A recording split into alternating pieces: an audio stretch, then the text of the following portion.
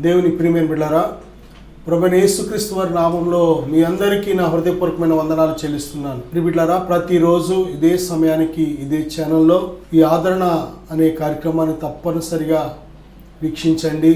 మన పట్ల దేవుడు కలిగిన ఆలోచన ఎంత గొప్పదంటే, ఆయన ప్రణాళిక ఎంత గొప్పదంటే, భూమి కంటే ఆకాశం ఎంత ఉన్నతంగా ఉన్నాయో అంత ఉన్నతముగా ఉన్నాయి. నా సహోదరుడా, చాలాసార్లు దేవుని చిత్తము దేవుని ప్రణాళిక తెలియక మన యొక్క చిత్త ప్రకారం మన ఇష్ట ప్రకారం దేవుడిని అడుగుతూ ఉంటాం. దేవుడు రెస్పాండ్ అవ్వకపోతే ఇంకా మనకిష్టమైన మార్గంలో మన చిత్తమైన మార్గంలో మనం ముందుకు వెళ్ళిపోతూ ఉంటాం. మన స్వయ చిత్తము మనను తప్పుదో పట్టించేస్తూ ఉంటుంది. ఒక్కని ఎదుట మార్గము సరైనదిగా కనబడుతుందంట, కానీ చివరికి అది మరణానికి దారి తీస్తుంది. నా సహోదరుని ఆత్మీయ జీవితంలో చాలా నష్టాలకు కష్టాలకు కారణం ఏంటి తెలుసా? స్వైచిత్తము చేసేవాడు దేవుని సంతోషపరచలేడు. స్వైచిత్తం చేసేవాడు దేవుని చిత్తాన్ని కనుగొనలేడు. స్వైచిత్తం చేసేవాడు దేవుని చిత్తాన్ని కనుగొనలేడు. స్వైచిత్తం చేసేవాడు కన్నులకు గుడ్డితనం ఏర్పడుతూ ఉంటుంది. స్వైచిత్తం చేసేవాడు ఎంతవరకు చేస్తాడు అంటే, ఆ స్వైచిత్తం పట్ల స్వకీయ ఆలోచన పట్ల విరక్తి వచ్చే వరకు కూడా ఆ స్వైచిత్తాన్ని మానలేడు. ఎగటొచ్చే వరకు కూడా ఇక ఇలాగ బ్రతికితే లాభం లేదు, ఇక ఈ బ్రతుకు వద్దని తనకిష్టానుసారమైన ఆలోచనల మీద విరక్తి వచ్చే వరకు కూడా ఆ స్వైచిత్తాన్ని మానలేడు. నా సహోదరుడా, సహోదరి, బైబిల్ చెప్తుంది, దేవుని యొక్క వాక్యం సెలవిస్తున్న మాట ఏమిటంటే, దేవుని చిత్తము మన జీవితాల్లో నెరవేరాలి. పరలోకం అంతా కూడా దేవుని చిత్తం నెరవేరుతుంది. ఈ భూమి మీద మానవుల జీవితాల్లో మాత్రమే దేవుని చిత్తం నెరవేరట్లేదు. మనిషికి దేవుడిచ్చిన స్వతంత్రాన్ని మానవుడు దుర్వినియోగం చేసుకుంటున్నాడు. నిర్ణయాలు చేసే గొప్ప శక్తిని దేవుడిచ్చాడు, కానీ ఆ యొక్క నిర్ణయాలు తప్పుడు నిర్ణయాలు చేసి తప్పు మార్గంలో మానవుడు వెళ్ళిపోతున్నాడు.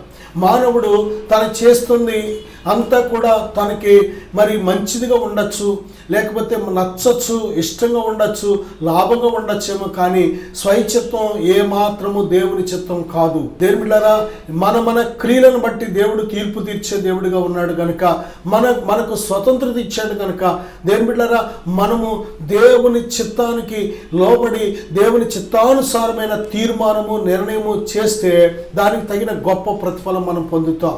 అలా కాకుండా దేవుని చిత్తము తెలిసి కూడా మనం దేవుని చిత్తానికి లోబడకుండా మనకిష్టమైన నిర్ణయాలు మనం చేసుకుంటే, మనకు నచ్చినట్టు మనం ప్రవర్తిస్తే, జీవిస్తే, దానికి తగిన క్రియలు, దానికి తగిన ప్రతిఫలాలు మనం అనుభవించవలసి ఉంటుంది.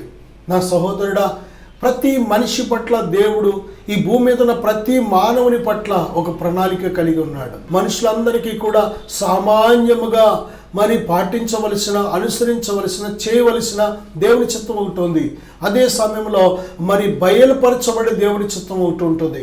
దేవుని బిడ్డలారా, అది నువ్వు ఎప్పుడైతే ప్రార్థన చేసి కనుగొంటావో దేవుడు నీకు బయలుపరుస్తాడు. నీ పట్ల దేవుడు ఎటువంటి ప్రణాళిక కలిగి ఉన్నాడు, ఎటువంటి చిత్తము కలిగి ఉన్నాడు అనేది దేవుడు బయలుపరుస్తాడు.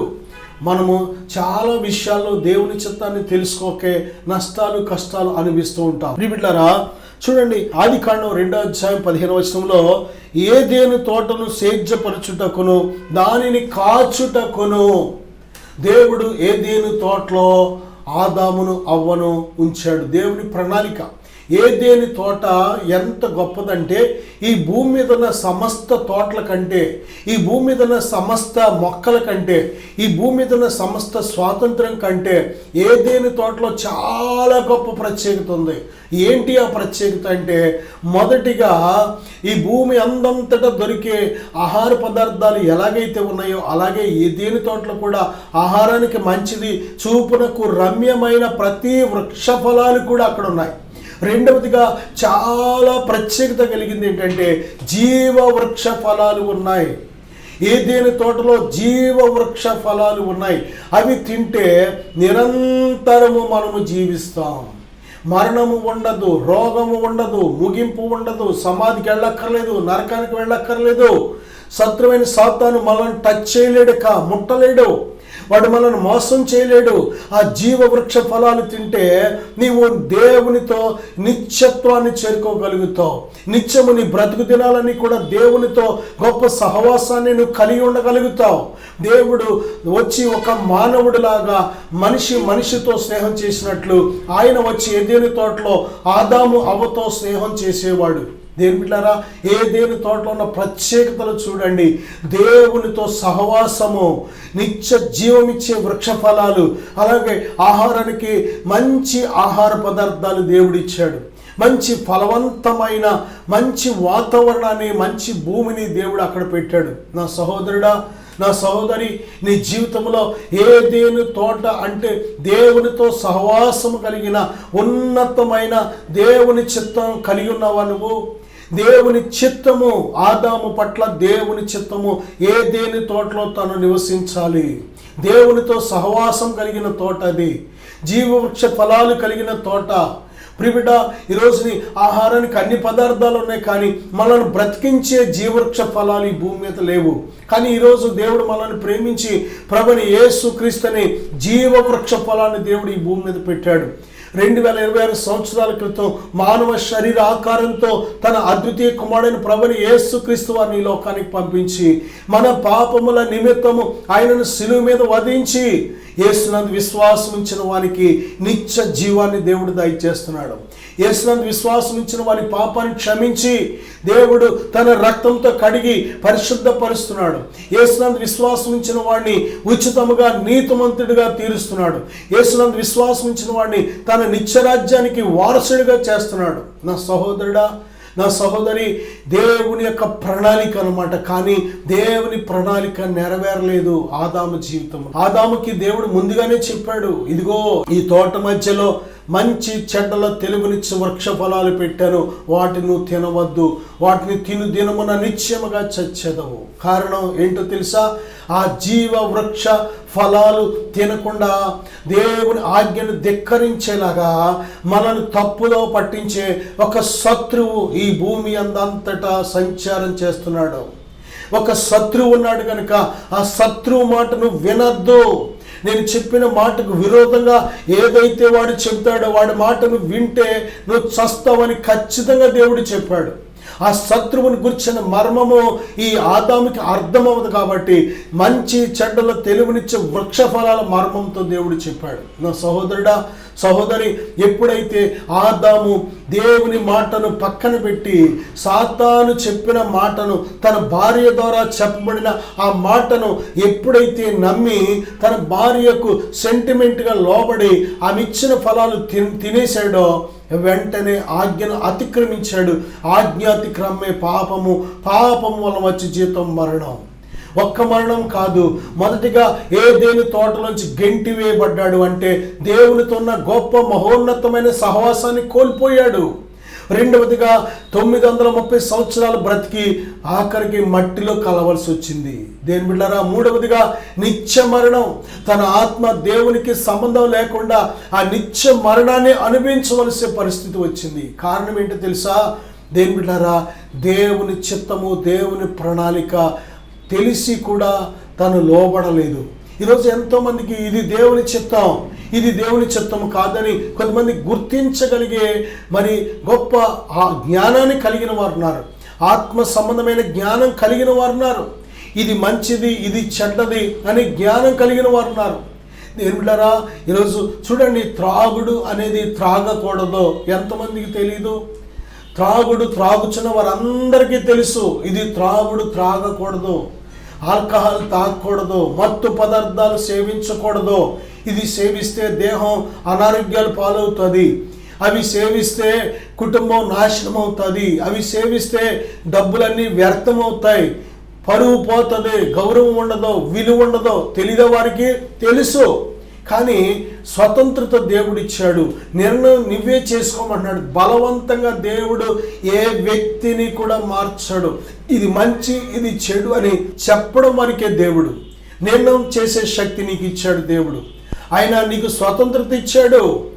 దేవుడు ఏ మనిషిని కూడా వెనకాల నుండి కంట్రోల్ చేయడు. దేవుడు ఆయనకు నువ్వు లోబడితేనే, ఆయనకు నువ్వు చోటిస్తేనే, ప్రభువా నాలోకి రండి, నన్ను నడిపించండి అని నువ్వు ఇష్టపూర్వకంగా ఆయన ప్రేమించి ఆహ్వానిస్తేనే తప్ప ఆయన ఏ వ్యక్తిని కూడా బలవంతంగా చొరబడి మాన్పించడు చెడు అలవాట్లు. నా సహోదరుడా, మంచి చెడు రెండు నీకే అప్పగించాడు. నిర్ణయం చేసే శక్తి, అధికారం నీకు ఇచ్చాడు కనుక ఎటువంటి నిర్ణయం చేసుకుంటున్నావు? నాశనకరమైన నిర్ణయాలు నువ్వు చేసుకొని, తప్పుడు నిర్ణయాలు నువ్వు చేసుకొని, ఎందుకో దేవుడు ఇలా చేశాడండి, దేవుడే ఎందుకు ఇలా నా జీవితాన్ని ఎలా చేశాడండి అని దేవుని మీద నెపాలు మోపుతూ ఉంటాం, దేవదూషణ చేస్తూ ఉంటాం. దేవుడిచ్చిన స్వతంత్రతను దుర్వినియోగం చేసుకొని దేవుని మీద అబండాలు మోపుతూ ఉంటాం. చాలాసార్లు మన చెడుతనాన్ని బట్టి, మన పాపాన్ని బట్టి మన ఆరోగ్యాలు పాడు చేసుకొని, మన కుటుంబాన్ని అస్తవ్యస్తం చేసుకొని, దేవుని ద్వారా ముక్కలు ముక్కలుగా చేసుకొని మనము దేవుని ఎదురు నిందిస్తూ ఉంటాం. చాలాసార్లు దేవుడిని అవమానపరుస్తూ ఉంటాం, దేవుని మీద తిరుగుబాటు చేస్తూ ఉంటాం. దేవుడు నువ్వు మేలుగా నీ జీవితం ఆశీర్వదించబడాలని కోరుకున్నాడు దేవుడు. ఆది నుంచి కూడా నువ్వు నిత్యము జీవించాలని కోరుకున్నాడు దేవుడు. ఆది నుంచి ఆయన నిన్ను శాశ్వతమైన ప్రేమతో ప్రేమిస్తున్నాడు దేవుడు. ఆది నుంచి దేని బిడ్డ నువ్వు ఆరోగ్యంగా ఉండాలని కోరుకున్నాడు, మంచి భోజనం చేయాలని కోరుకున్నాడు. అందుకే దేవుడు సృష్టించాడు. నీకు ఏమి కావాలో ఆయన సమస్తము కూడా ముందుగానే సిద్ధపరిచిన తర్వాత 6వ దినాన మనల్ని చేశాడు.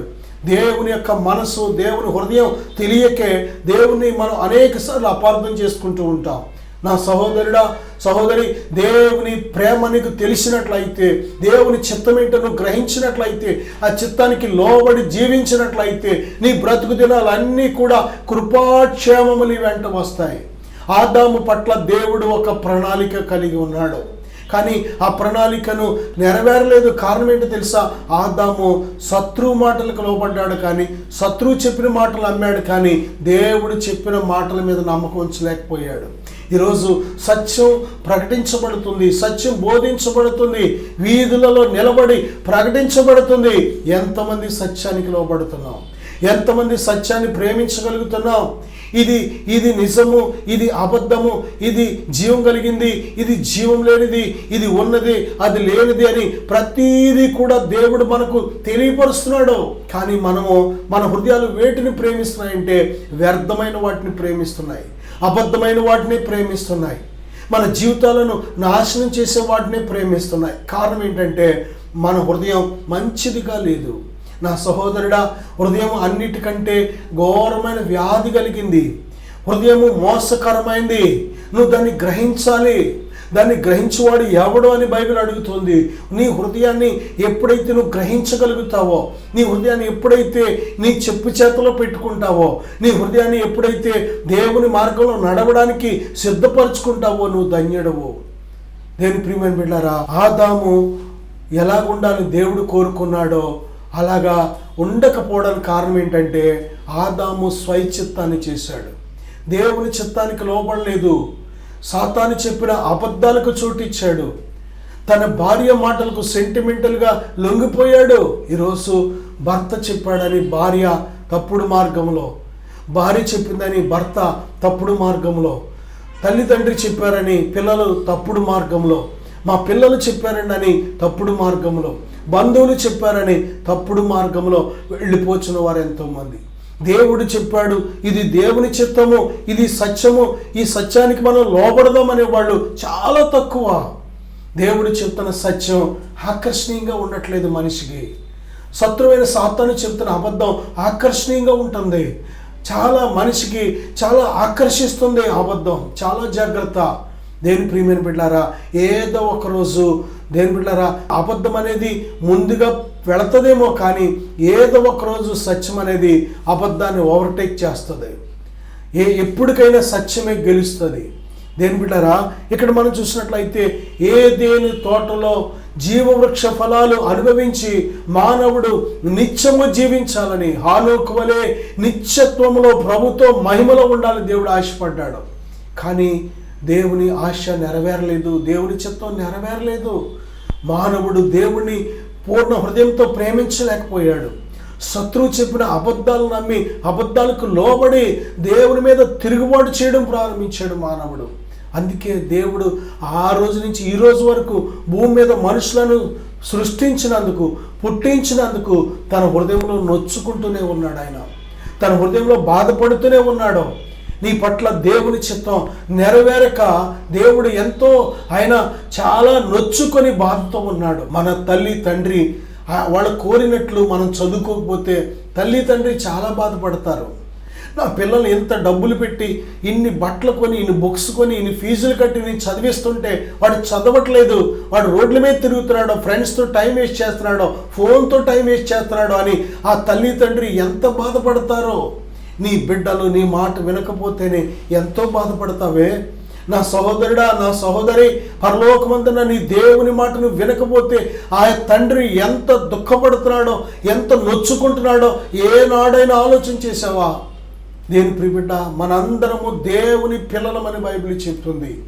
నిజమే, ఈ భూమి మీద మంచివారిని చెడ్డవారిని కూడా ప్రేమిస్తున్నాడు ఆయన. మంచివారి మీద చెడ్డవారి మీద కూడా తన సూర్యుని ఉదయింపచేసి తన వెలుగును ప్రసరింప చేస్తున్నాడు, తన వర్షాన్ని కురిపిస్తున్నాడు దేవుడు. కారణం ఆయన ప్రేమ స్వరూపి. ఆయన మనందరికీ తండ్రి ఉన్నాడు. ఆయన నిన్ను శాశ్వతమైన ప్రేమతో ప్రేమిస్తున్నాడు. దేవుడు నిన్ను ఎంతగానో ప్రేమిస్తున్నాడో కాగా ఆయన తన అద్వితీయ కుమారునిగా పుట్టిన వాడి యందు విశ్వాసం ఉంచి ప్రతివాడు నశింపక నిత్య జీవము పొందినట్లు ఆయనను అనుగ్రహించాడు. ప్రభుని యేసుక్రీస్తు వారిని అనుగ్రహించాడు. దేవుని బిడ్డ, ఆయన ఆదాము పట్ల ఒక చిత్తాన్ని కలిగి ఉన్నాడు, కానీ అది నెరవేరక ఎంతో వేదన పడ్డాడు. రెండోదిగా యోసేపు పట్ల ఆదికాండం 37:5-7 వరకు మనం చూసినట్లయితే, యోసేపు పన లేచి నిలుచుండగా అన్నదమ్ములు తల్లి తండ్రి పనలో యోసేపును చుట్టుకొని సాష్టాంగ పడడం ఇది దేవుని చిత్తం. ఏం బిడ్డరా, యోసేపు ఇంకా బాలుడిగా ఉన్నప్పుడే, చాలా యవ్వన వయస్సులో ఉన్నప్పుడే మరి యోసేపు పట్ల దేవుని చిత్తం ఏంటనేది దేవుడు బయలుపరిచాడు. దేవుడు తన చిత్తాన్ని నీకు బయలుపరిచే దేవుడు. వాక్యాన్ని ధ్యానిస్తుండగానే దేవుని చిత్తం తెలుసుకోగలుగుతావు. నువ్వు ప్రార్థిస్తున్నప్పుడు దేవుని చిత్తం తెలుసుకోగలుగుతావు. దేవుడిని ఆశతో అడుగుతున్నప్పుడు, ప్రభువా నా పట్ల నీ చిత్తం ఏంటి అని అడుగుతున్నప్పుడు దేవుడు తన చిత్తాన్ని నీకు బయలుపరుస్తాడు. దేవుడు నీ పట్ల ఎటువంటి ప్రణాళిక కలిగి ఉన్నాడు, ఎటువంటి చిత్తం కలిగి ఉన్నాడు తెలుసుకోవాలంటే దేవుని దగ్గరికే రావాలి, మనుషుల దగ్గరికి కాదు. ఏ మనుషుడు కూడా నీ భవిష్యత్తును గురించి చెప్పలేడు.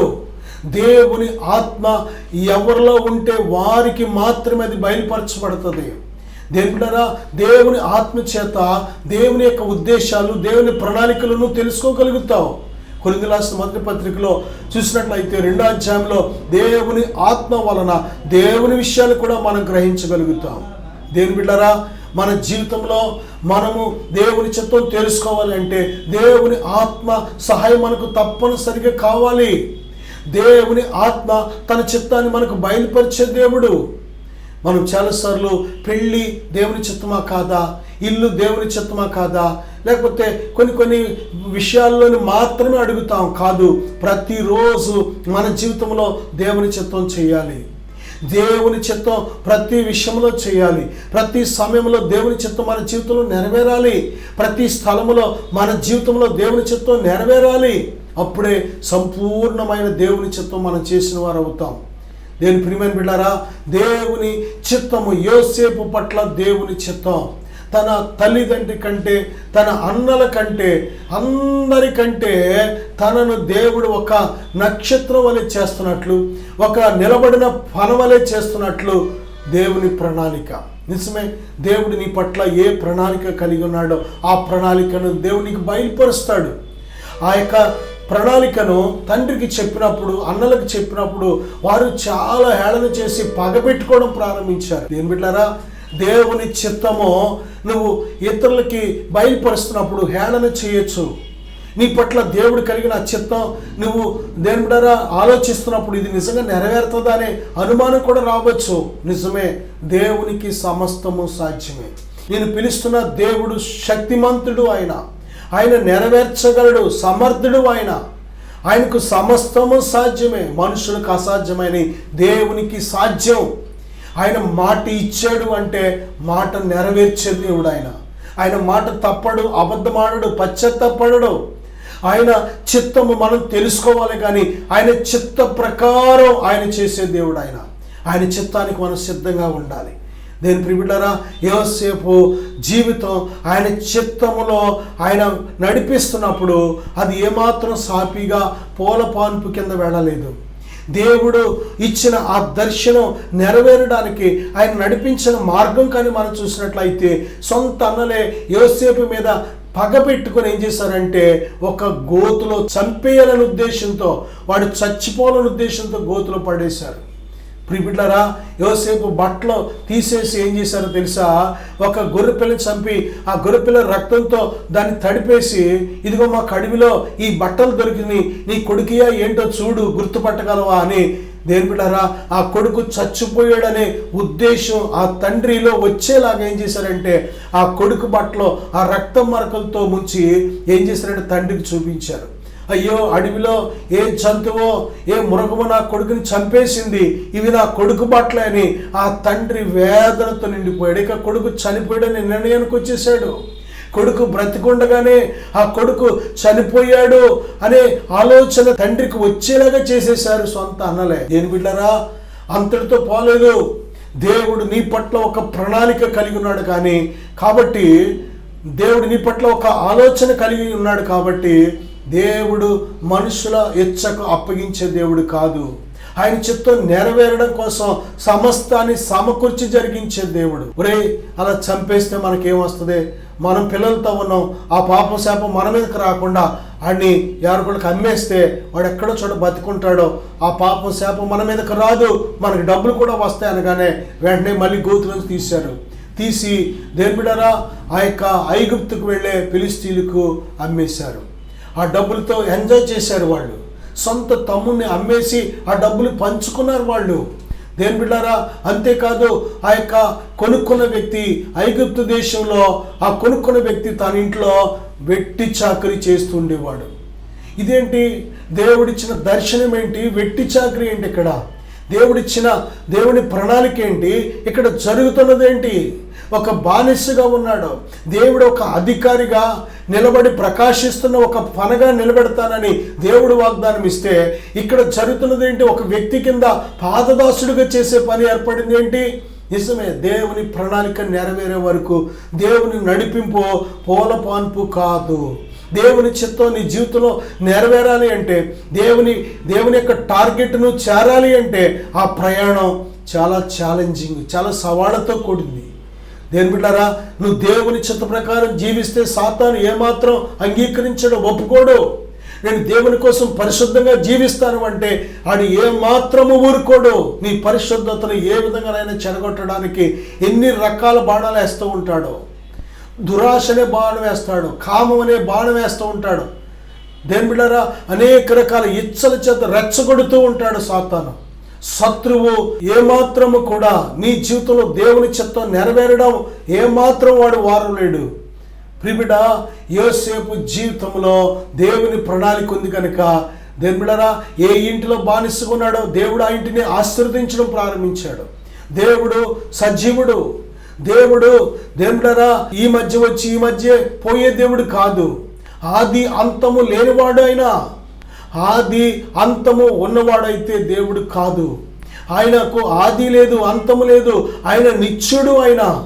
ఆయన నిత్యుడుగా ఉన్న దేవుడు. ఆయన కనుకనే యుగ యుగాలలో తరతరాలలో ఉన్న దేవుడు కనుక దేని బిడ్డారా, ఆయన ప్రతి చోట కూడా సంచారం చేసే దేవుడు కనుక, ఆయన ప్రతి చోట ఆయన సన్నిధిని కుమ్మరించే దేవుడు కనుక దేని బిడ్డారా, బైబిల్ చెప్తుంది భూమి అంతటా ఆయన మహిమతో నింపబడి ఉందంట. భూమి అంతా ఆయన ప్రభావంతో నింపబడి ఉంది. భూమి అంతా ఆయన జ్ఞానంతో నింపబడి ఉంది. భూమి అంతా ఆయన సన్నిధితో నింపబడి ఉంది. భూమి అంతా ఆయన ఆత్మ సన్నిధితో నింపబడి ఉంది. కనుక ఆయన ఐగుప్తులో యోసేపుతో పాటు ఉండి ఏం చేశాడంటే యోసేపు చేస్తున్న పని అంతటిని దీవించడం ప్రారంభించాడు. ఎప్పుడైతే యోసేపు అడుగుపెట్టిన దగ్గర నుంచి ఆ ఇల్లు దీవించబడ్డం యజమాని చూశాడో తన మీద కటాక్షం చూపించాడు. కానీ అంతటితో ఆగిపోలేదు. శత్రువు దాడి అంతటితో ఆగిపోలేదు. ఇక యోసేపు అనుకున్నాడు, అమ్మయ్య ఇప్పటికైనా కొంచెం నాకు రిలీఫ్ వచ్చింది అనుకునే లోపలనే మళ్ళీ శత్రువు లేచాడు. ఏ రూపంలో లేచాడంటే ఆ యజమాని రూపంలో లేచాడు. యోసేపు సౌందర్యవంతుడు కనుక, మంచి యవ్వన వయసులో ఉన్నాడు కనుక, ఈ యవ్వన వయసులో ఉన్న యోసేపుతో తను పాపము చేయాలనే పాపపు ఉద్దేశాన్ని సాతానుగాడు యజమానురాలు హృదయంలో పెట్టాడు. ఆమె ప్రతిరోజు శోధిస్తూ ఉండేది. ప్రతిరోజు పాడు చేయాలని, తన జీవితాన్ని పాడు చేయాలని ఎప్పుడు ప్రయత్నం చేస్తూ ఉండేది. ఎప్పుడు సమయం దొరుకుతుందా, ఎప్పుడు దొరుకుతాడా అని చూస్తూ ఉండేది. కానీ యోసేపు దేవుని చిత్తం నెరవేరడానికి సిద్ధంగా ఉన్న వ్యక్తి. సాతాను ప్రణాళిక నెరవేర్చే వ్యక్తి కాదు. దేవుని దృష్టిలో యోసేపు పరిశుద్ధుడిగా ఉన్నాడు. పరిశుద్ధతలో యోసేపు ఒక మాదిరి మనందరకు.